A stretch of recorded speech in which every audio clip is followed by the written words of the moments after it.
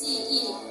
现在他们汇聚在一起，彼此融合，不分你我，就像我们今天的主题“天下一家”。从叔叔的旅行故事中，我知道了湄公河与中国奔腾而来，翻越高山，穿越峡谷，涌入了老挝大地。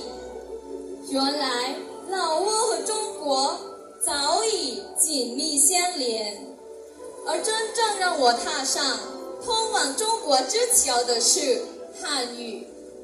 学汉语的过程就像在湄公河边寻宝，一边是费尽心思的探索，一边是偶然发现的意外之喜。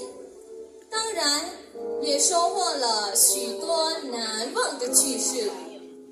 记得第一次交中国朋友，他说你好，我说谢谢，结果他连续几天都用谢谢跟我打招呼。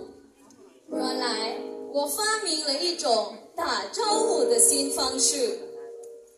民族不同，肤色不同，笑容与善意却相同。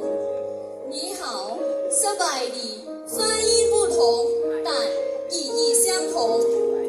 澜沧江、湄公河，名字不同，水源却相融。正如不同国家的我们，文化不同，语言不同，但心里却相通。